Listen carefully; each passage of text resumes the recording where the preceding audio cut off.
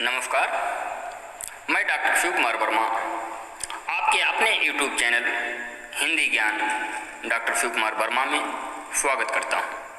आज के इस वीडियो में CBSE बोर्ड कक्षा 9 हिंदी कोर्स आ के क्षितिज भाग 1 में संकलित कृष्ण भक्त कबीर खान के तृतीय और चतुर्थ फवैया की व्याख्या देखेंगे। उसके बाद फवैया से संबंधित प्रश्नों को हल करेंगे। अब आपके स्क्रीन पर तृतीय और चतुर्थ फवैया, इसे आप ध्यानपूर्वक देखें। मोर पखा फिर ऊपर रखी हूँ, गुंज की माल गरे पहिरोंगी, ओढ़े पीतंबर लय लपटी, वन गोधन ग्वारन संग फिरोंगी, भाव तो ओहि मेरो रफ खानी सो तेरे कहें सब स्वांग करूंगी, या मुरली मुरलीधर की अधरान धरी अधरान धरूंगी। तो इसका व्याख्या आप देखें। यहाँ पर एक गोपी दूसरे गोपी से कहती है कि हे सखी, तुम जो कह रही हो कि श्री कृष्ण का वेश धारण करो, तो तुम्हारे कहने से मैं श्री कृष्ण की भांति मोर पखा फिर ऊपर रखी हूँ। जिस प्रकार से श्री कृष्ण मयूर के पंख का मुकुट अपने सिर पर रखते हैं, ठीक वैसे ही मयूर के पंख का मुकुट मैं अपने सिर पर रखूंगी। गुंज की माल गरे पहिरोंगी, गुंजा का माला बनाकर मैं अपने गले में पहनूंगी। गुंजा जिसे घुघची कहते हैं, ये जंगल की एक लता होती है जो जंगली झाड़ियों के ऊपर झाड़ी की तरह चढ़ी रहती है, और इसकी फलियां अरहर के बराबर खूब लाल लाल दाने फलियों में होते हैं। इन्हीं दानों का माला बनाया जाता है। जो कृष्ण इसकी माला पहनते थे, तो गुंज की माल गरे पहनूंगी का मतलब हुआ गुंजा की माला को अपने गले में पहनूंगी। ओढ़ी पीतंबर लय लपटी, बन गोधन ग्वारन संग फिरूंगी। पीला वस्त्र, पीतंबर माने पीला वस्त्र, पीला वस्त्र ओढ़ माने पहन करके, लय लपटी हाथ में लाठी लेकर के, वन गोधन ग्वारन संग फिरूंगी। मैं वन में ग्वाल बालों के साथ, गायों के साथ, ग्वाल बालों के साथ घूमूंगी। मयूर के पंख का बना हुआ मुकुट मैं अपने सिर पर रखूंगी। गुंजा की माला को गले में पहनूंगी, पीले वस्त्र को पहनूंगी, हाथ में लाठी ले लूंगी, और जंगल में गायों ग्वाल बालों के साथ टहलूंगी। भाव तो ओ ही मेरो रफ खान, सो तेरे कहें सब स्वांग करूंगी। मेरे रफ खान, मेरे रफ के खान, रफ खान माने रफ के खान अर्थात कृष्ण को जो भी भावते माने अच्छा लगता है, हमारे कृष्ण को जो भी अच्छा लगता है, हे सखी तुम्हारे कहने से वह सब स्वांग, स्वांग माने होता है अभिनय या नाटक, वह सब नाटक मैं करूंगी। हे सखी तुम्हारे कहने से यह सब नाटक मैं करूंगी। या मुरली मुरलीधर की अधरान धरी अधरा न धरूंगी। मुरलीधर माने कृष्ण, मुरली बांसुरी, जो कृष्ण की बांसुरी है, अधरान धरी जिसको वो अपने अधरों पर रखते हैं, अपने अधरों पर रखकर बजाते हैं। अधरा न धरूंगी, मैं उसे अपने अधरों पर नहीं रखूंगी। इस प्रकार गोपी मुरली के प्रति अपना गुस्सा या ईर्ष्या जता रही है, क्योंकि उस मुरली को कृष्ण का चुंबन पाने का सुख मिलता है जिसे गोपियां पाना चाहती हैं। इसीलिए यहाँ गोपी कह रही है कि मैं उसे, जो कृष्ण अपने अधरों पर रखते हैं जिस बांसुरी को, उसे मैं अपने अधरों पर नहीं रखूंगी। अर्थ एक बार आप फिर देखें। मोर पखा फिर ऊपर रखी हूँ, गुंज की माल गरे पहनूंगी, ओढ़ पीतंबर लय लपटी, बन गोधन ग्वारन संग फिरूंगी। मयूर के पंख के मुकुट को मैं सिर पर रखूंगी, गुंजा की माला को मैं गले में धारण करूंगी, पीला वस्त्र पहनूंगी, हाथों में लाठी ले लूंगी, ग्वाल बालों गायों के साथ जंगल में मैं फिरूंगी। भाव तो ओह मेरे रफ खान, सो तेरे कहें सब स्वांग करूँगी। जो भी मेरे रस के खान भगवान श्री कृष्ण को अच्छा लगता है, जो जो अच्छा लगता है वह सब तेरे कहने से करूँगी। लेकिन या मुरली मुरलीधर की अधरान धरी अधरान धरूँगी, उस मुरली को मैं अपने होठों पर नहीं रखूँगी जिसे कृष्ण अपने होठों से लगाए रहते हैं। बच्चों, अब चतुर्थ फवैया आप देखें। कानन दे अंगुरी रहिबो जब ही मुरली धुनि मंद बजई है।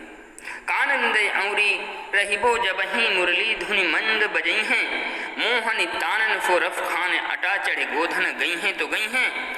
तेरी कहाँ फिगरो ब्रज ग्वालिन काल को कितनों समझी हैं।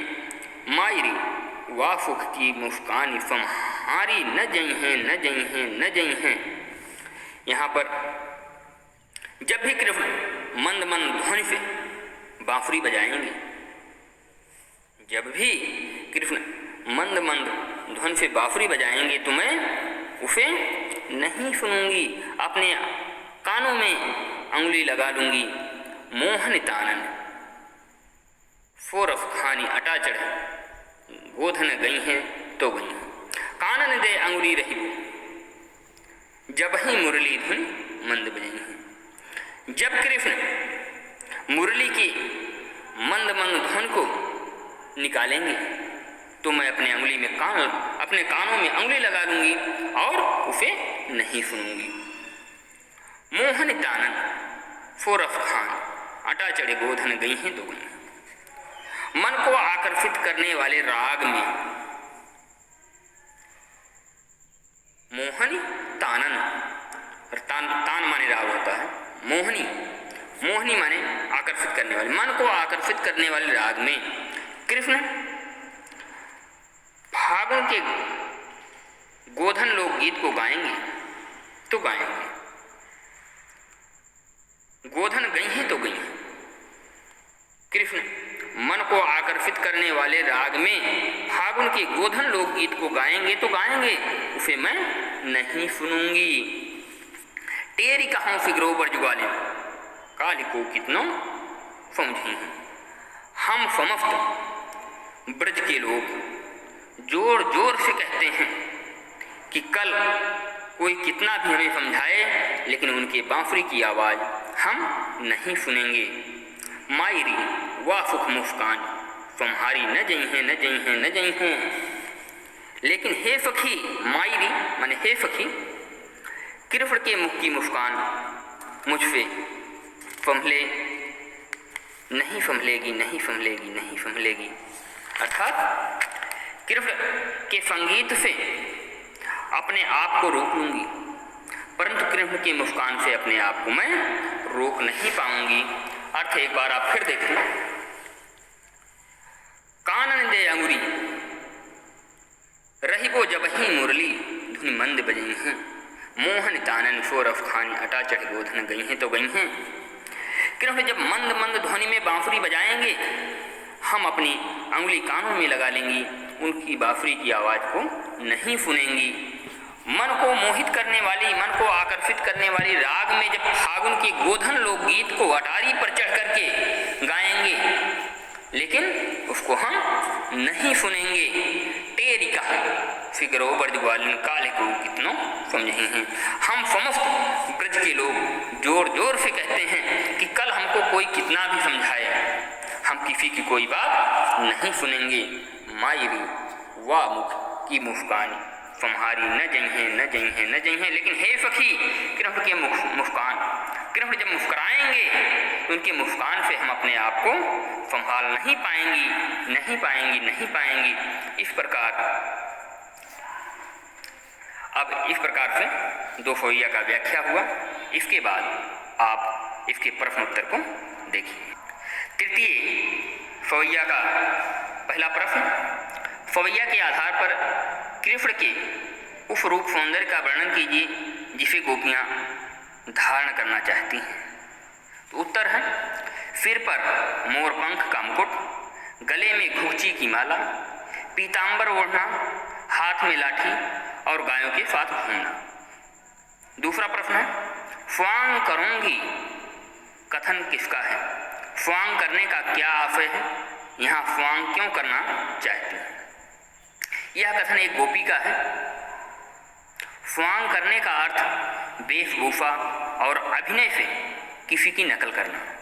गोपी कृष्ण से प्रेम करती हैं और स्वयं कृष्णमय हो जाना चाहती हैं, इसलिए वह कृष्ण के फ़्वांग करना चाहती हैं, कृष्ण का नकल करना चाहती, कृष्ण का रूप धारण करना चाहती हैं। प्रश्न 3 देखिए, कृष्ण का पूरा फ़्वांग करने वाली गोपी को मुरली अपनाने से क्यों परहेज है। उत्तर है, मुरली सदा कृष्ण के होठों से लगी रहती है। गोपियाँ समझती थीं कि कृष्ण को गोपियों के अपेक्षा मुरली प्रिय है। फिर से देखिए इसका उत्तर, मुरली सदा कृष्ण के होठों से लगी रहती थी। गोपियाँ समझती थीं कि कृष्ण को गोपियों की अपेक्षा मुरली प्रिय है। वे उसे होंठ से लगाकर मानो उसे चूमते हैं। यह सुख गोपियाँ भी पाना चाहती हैं, पर मुरली बीच में आ जाती है, इसलिए गोपियाँ मुरली से सौतिया डाह है और फ़्वांग भरने में भी वे मुरली को होठों से नहीं लगाना चाहती। चतुर्थ फवैये का पहला प्रश्न देखें। फवैया में किसका कथन है, उसकी समस्या क्या है। तो फवैया में एक गोपी का कथन है। उसकी समस्या यह है कि उससे कृष्ण की मादक और मोहक मुस्कान नहीं सही जाती। दूसरा प्रश्न, गोपी वृंदावन के निवासियों को क्या कहना चाहती है। गोपी कहना चाहती है कि वह कृष्ण की बांसुरी को ना सुनने के लिए कानों में अंगुली दे देंगी और उनके गाय गोधन को भी नहीं सुनेंगी, पर उनके मुख की मुस्कान उनसे नहीं संभलेगी। इस प्रकार से इस वीडियो में तीसरा और चौथा फवैया हो गया। अब इसके प्रश्नोत्तर को आप नोट कर लेंगे, याद कर लेंगे। वीडियो को आप लाइक करें, शेयर करें और अपने विचार कमेंट बॉक्स में दें। अगर आप सब्सक्राइब ना किए हों तो वीडियो सब्सक्राइब कर दें, जिससे आपको नोटिफिकेशन और वीडियो पहले प्राप्त होगा। धन्यवाद।